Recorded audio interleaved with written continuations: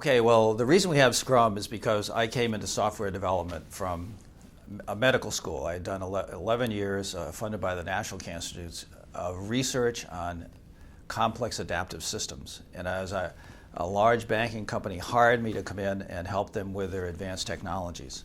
And as I looked at the way they were managing projects, I realized developers were always late, management was always under pressure, they were putting pressure on the developers.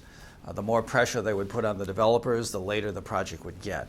And the whole thing was designed in such a way that the stable state of the system was not what you wanted.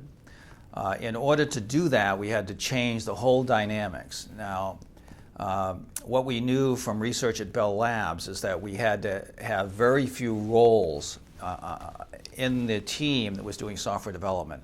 These specialized silos of activity slowed down communications and made it impossible to. So one of the first things we did was we set it up. We only had a team and we had a team leader. We read a paper by two Japanese business school professors on the best teams in the world, and they described how the best new product development teams were set up, how the teams were motivated. We set up the team just like that. The team wanted to know what we call the team leader. We call them the Scrum Master. We then, as we got the roles simplified, we streamlined and leaned out all the system.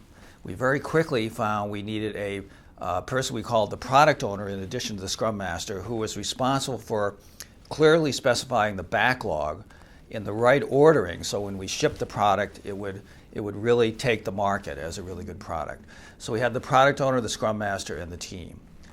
We then turned our attention to the meetings because in order to build software fast, you cannot have people going to meetings all the time where they're wasting a lot of time. So we asked, what are the minimal meetings we need to have for Scrum? We knew we needed to deliver software in short cycles, no more than 4 weeks. Probably the majority of the teams now are doing 2-week sprints. So we needed a meeting at the beginning of the sprint to define, okay, what are we going to pull from the product backlog owned by the product owner into that 2-week cycle? How are we going to implement it and track it? A meeting at the beginning of the cycle. We also knew, because again of research done by Bell Labs, that the highest performing teams were driven by daily meetings. So we knew we had to have a daily meeting. But we wanted it to be a really short meeting, and we got it down to no more than 15 minutes.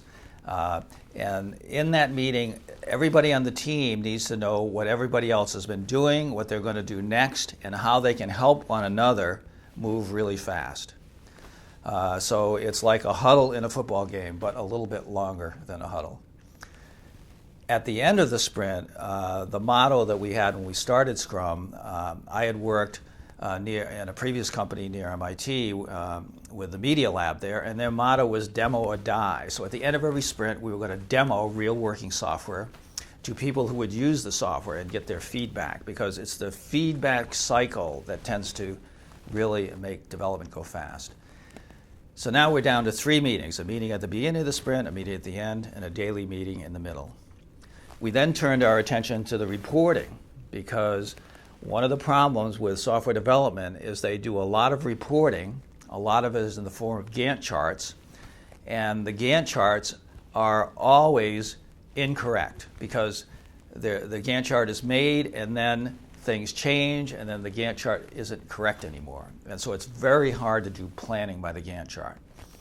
I looked at that and I said, the problem with these teams finishing a 2-week cycle on time is similar to trying to land an aircraft on a runway, because for 11 years I have been a fighter pilot. So we institute what I call the burn down chart. How fast is the team going? How much is left during the sprint before touchdown? Are they headed in the right direction?